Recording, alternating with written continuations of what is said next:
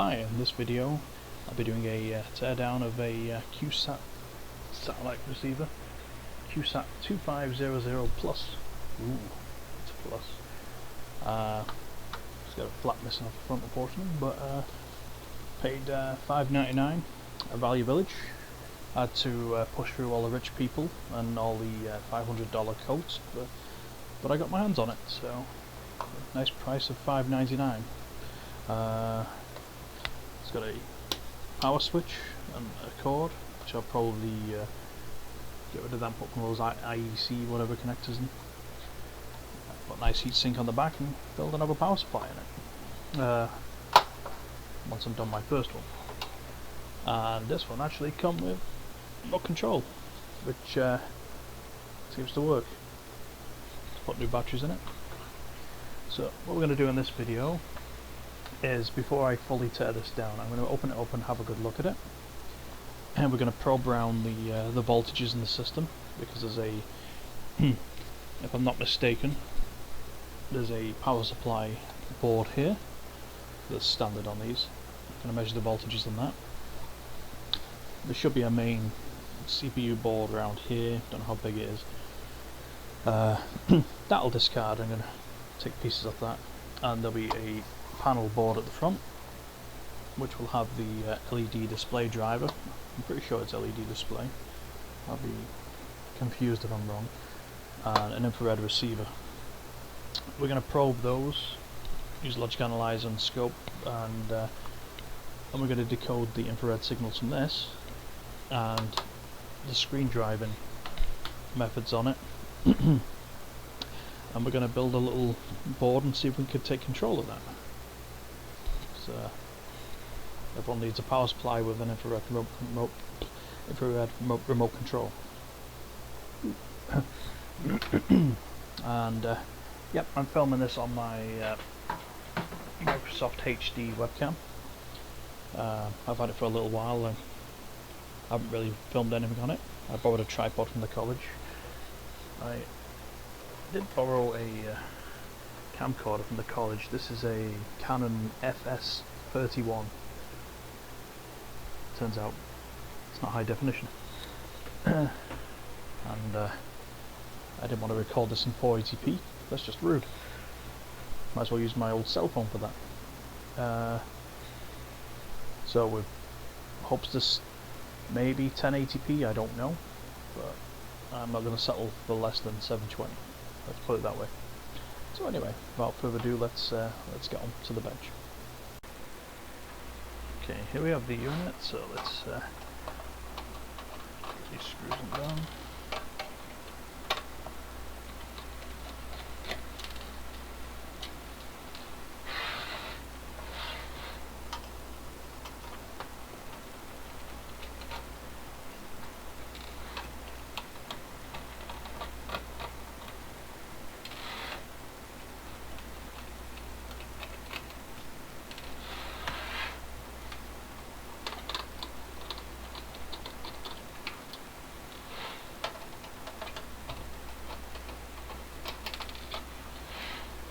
Okay. Let the dog see the rabbit. Right. Oh yeah. Just as I suspected.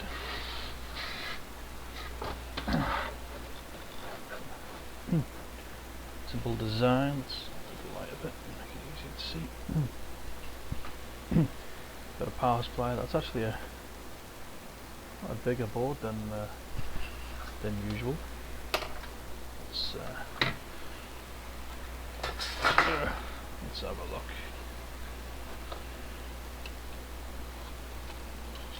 This is a 6-inch ruler, so it's about 7 inches long. So I must extend an inch across, further down, so 7 and 2 3/4 inches.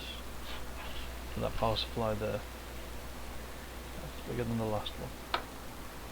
This one just shy of 5.5 inches by about 5 inches, and the display board, that's about 7 inches by 1.5. Yeah, let's have a look closer at the board itself, so what we can see. So I can zoom in a little further.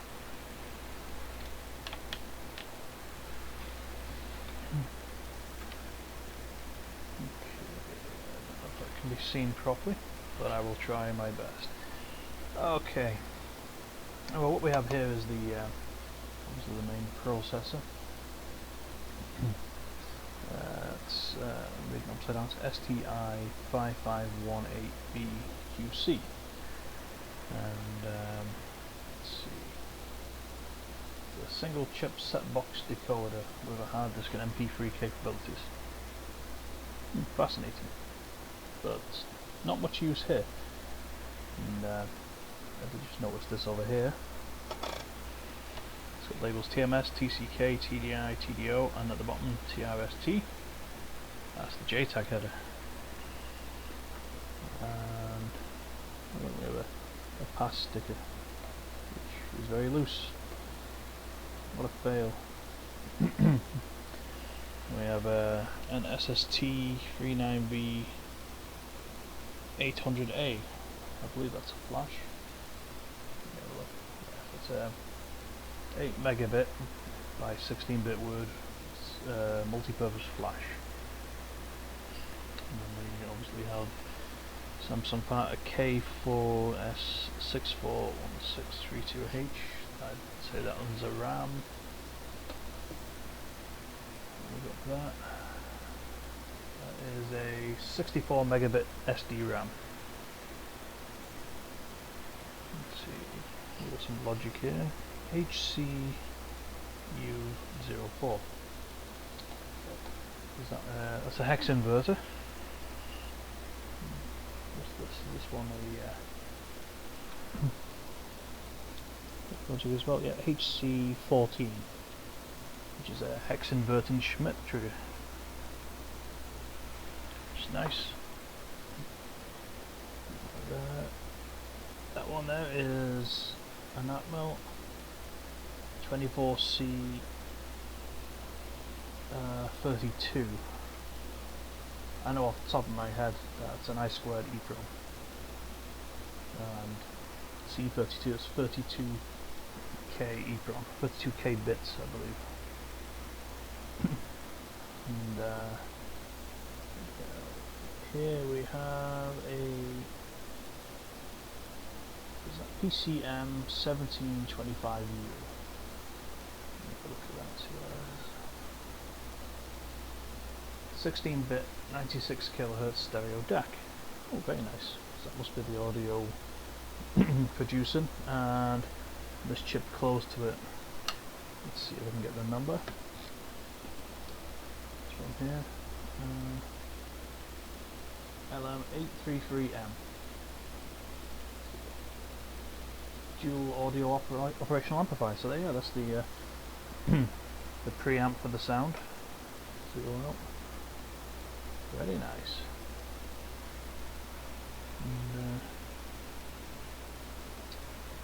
And, they must be using some discrete logic here, because this is a RS232 port here.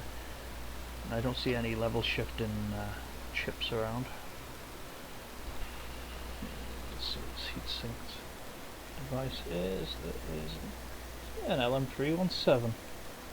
I don't really see those much in these designs. Yeah. Anyway, I see we have a modulator here on a connector. That's interesting. Basically, you'll be getting the power and the composite signals coming in. 1, 2, 3, 4, 5, 6. 6. So I'd say 2 for the power, and ground video left and right. If it's a stereo one, I don't know. So, yeah. Might have to have a look at the voltages on that. Make note of it. You never know when you need a video modulator. Used to always be after them when I was a kid, because I Used to have old computers and that, so I didn't have modulators in them, and I didn't have any TV with the composite input. Okay, let's get this off.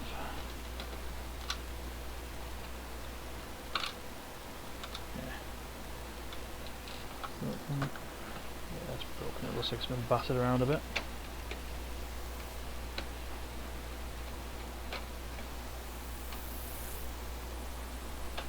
Come on.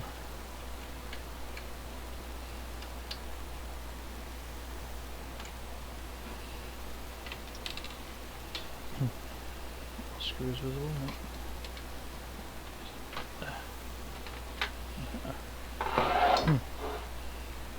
Okay, let's have a look at the back of this board while we're here.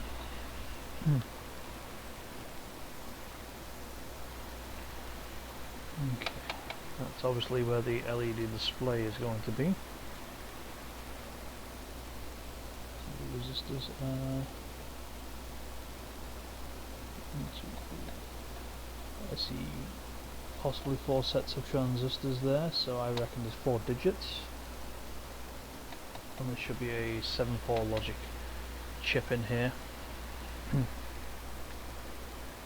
Driving maybe a shift bit, a shift register, maybe all clocked in.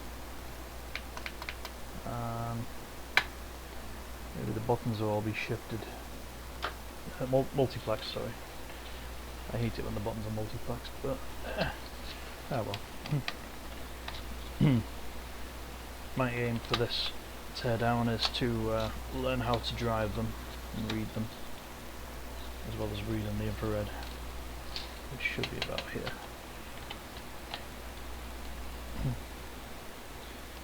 And because that remote control come with this, it'll be matched to the receiver, so that's good.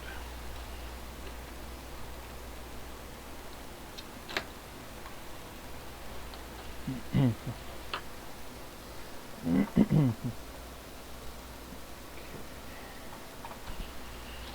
Let's get this board out.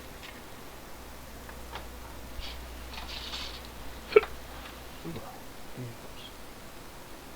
Okay.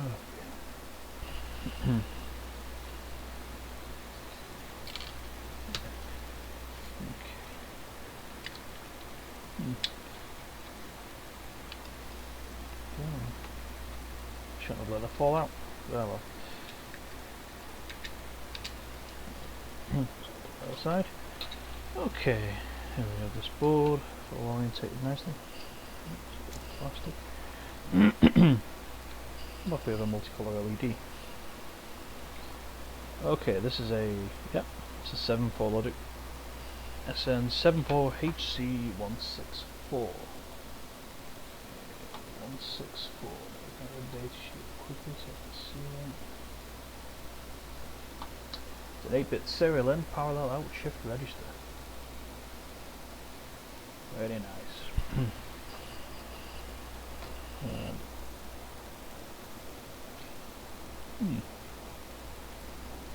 There's the transistors here.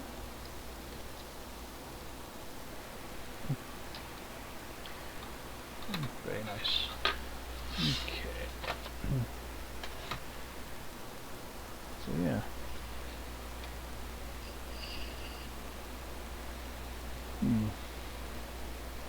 Have to figure out how this one works and yeah. Is it?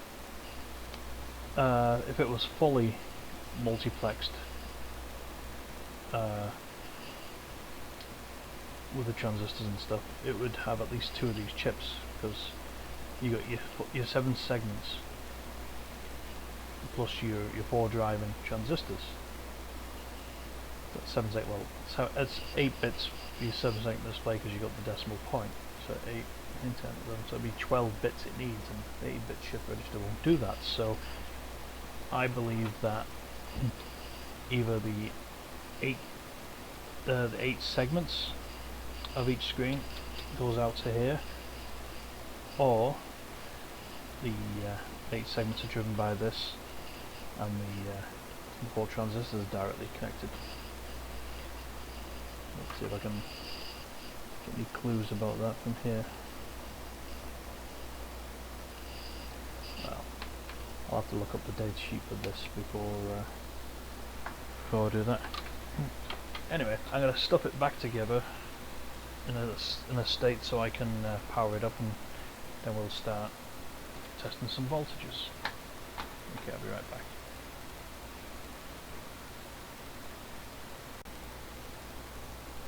Okay, I have this set up now. Get my pen ready. Should write so.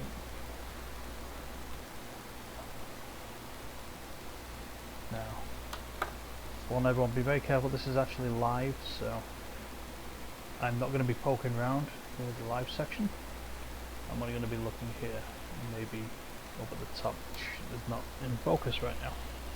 Okay, so what I'm going to do is that labeled here actually is some labels of voltages, and of course I don't believe them.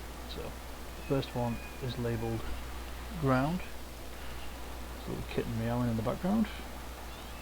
Meow. Right, so I got that in. Okay. So the first one here, it says .3V. I'm sure that's 3.3 volts because it's covered up. Meow. 3.336 volts. So 3.336 volts. And then the cat's climbing up my leg. The next one says ground. This one says 5 volts.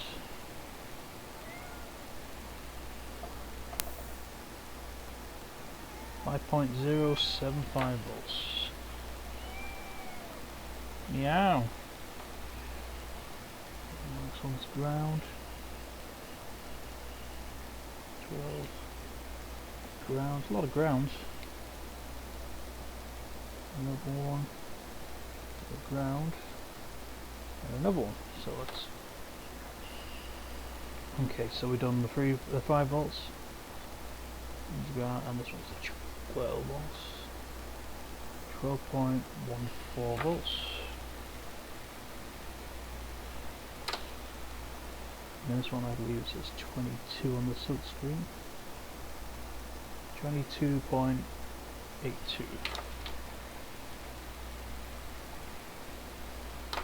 And the last one is at 30 volts. 34.06.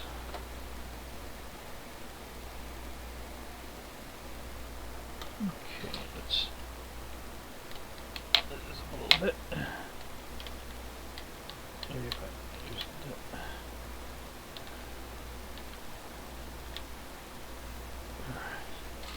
So that's the PSU. Now I want to look at the 2, 3, 4, 5, 6.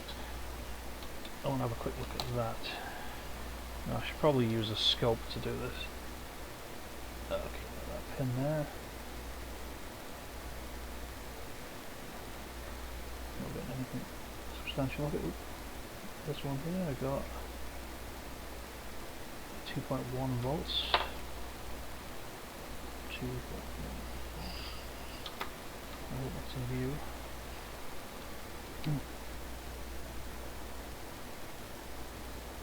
That one, I got that. What's this one say? I got 5 volts off the 4th pin down.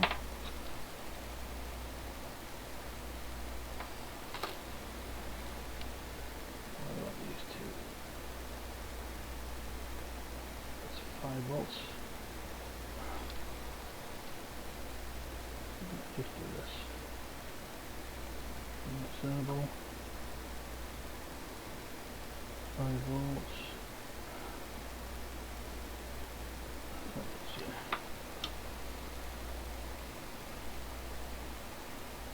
So yeah, I really need to measure those on an oscilloscope to see what's going on. Let's have a look at this. See which one of these. No, that's not a probe. It's my pen. These. That's what. See, I'm measuring everything in reference to the ground. Anything on that might be a ground. And that is 4.76.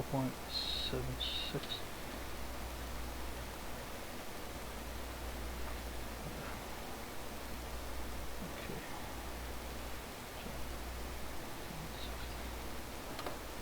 It's more like heated electronics.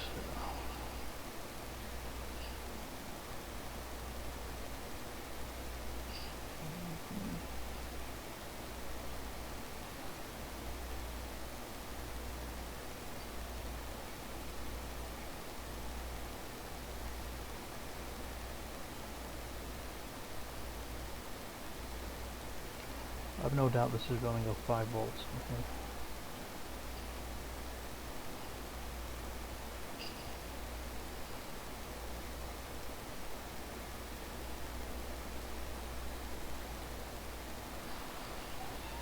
Meow. Uh-oh. It's 5 volts at the end. Sorry kitty, you can't come up here. It's live. Meow. Wants to help. Come on. Ooh. Perils of having a cat on the workbench. Okay, so this is the 2 end ones, or almost 2 end ones, like 5 volts. Anyway, let's have a quick look at this.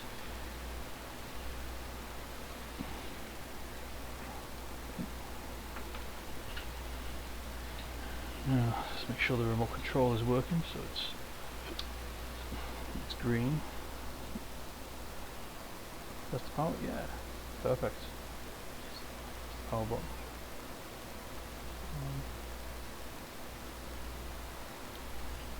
Okay, channel up.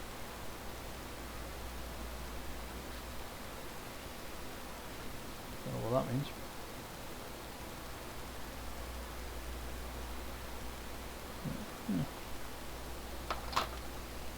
Not bad, not bad. Okay. So I think next thing to do now is to have a good look at the board, do a quick reverse engineering of the board, and then and possibly put some points on it so I can use my logic analyzer to start sniffing the signals. So I'll work on that. Okay, what I did first of all was to cipher the pinout of the display board, and here's what I've come up with. Now this is actually the rear of the board, and there's the header. And basically we've got the 5 volts here, it's the ground here, and I've figured out where the infrared pin coming out is, and I've also worked it out based on the shift register, which one is the clock and which is data. And also tracing it back, I figured out these 4 are the select pin. I'm pretty sure these are selecting the displays, the digits, the first, second, third and fourth digit, and obviously this is clocking in the 7 segment, well, the segment information, which is 8 bits. This is the 7 segment plus the decimal. Okay, so let's see what we got set up here. Okay. Now, I soldered some pins, so wires to the back of the connector. The screen's just turned around. It's on right now. And instead of connecting the earth here, I just connect it down here out the way. I put a bit of hot glue on it to hold it in place. Now, on the screen right now, where is it's set, triggered, ready. I've got it connected to the IR here. Ignore this one for now. So basically, when I hit the button, there, it triggers it. Have a good look at the waveform if I need to. although I won't be doing it with the scope, because that's like more in the realm of the logic analyzer, which I'll be setting up. That will probably be in the next video, because this one's running a little long right now. And okay, and also let's have a look at the screen clock and data. Data. Okay, this one is the clock. Okay, so let's run that. So let's just auto on that. But yeah, I can't figure out the zoom with this camera. Okay.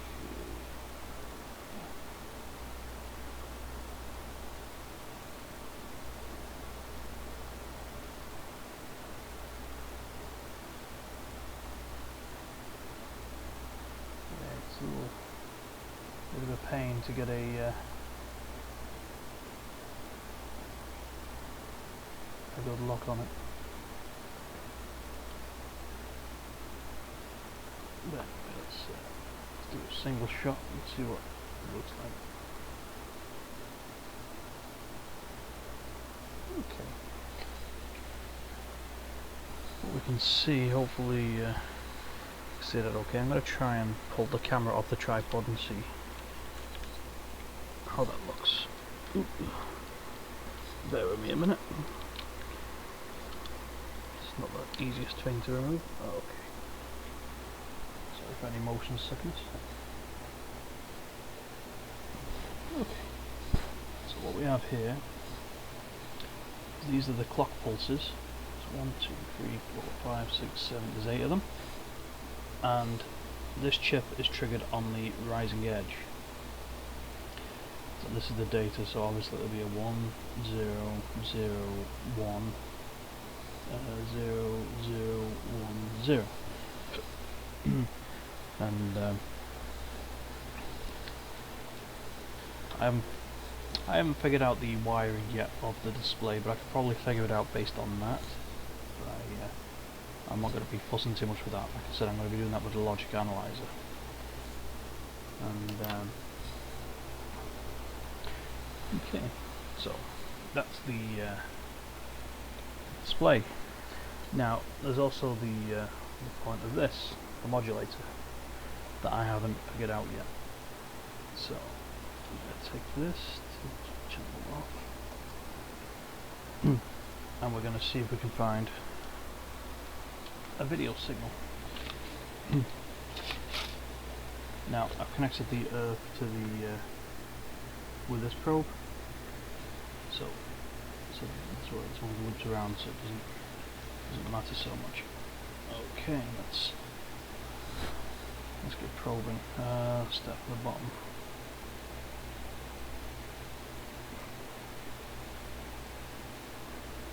Make sure it's on. No, it's off. There we go.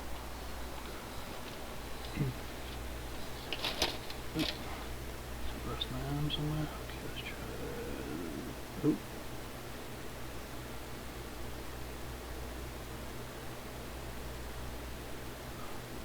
Okay, that one's promising. Which way to look? Let's hook that on. Let's see. Oh.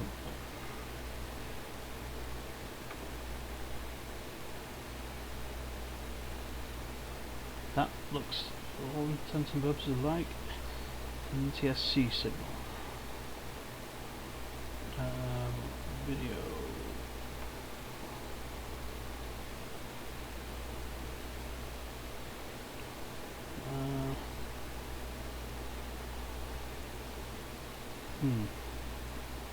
Trigger. Trigger lines, no. There we go. We got a line triggered here. Okay, let's do that again. Okay. Okay, yeah, you can basically see a full line here from here to here. Basically, we got the. Oh dear. It's funny. We just did this the other day in college. The chroma burst. That's it. It's the chroma burst on the back porch. And then we have the image. And we have the synchronization. Now, this looks like there's a lot going on in the middle of the screen. Now, I don't have a screen hooked up to see what that is.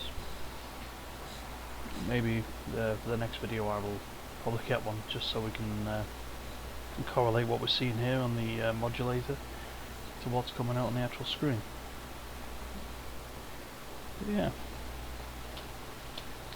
But anyway, I think for now we're going to leave this here, and next time I'll come back I'll have the logic analyzer set up and the software going, and we'll start decoding some of the screen stuff and the infrared. That looks quite interesting. And then I should have the a little portable DVD player with a composite input on, so we can compare the signals here to the composite input. Okay. So till then, goodbye.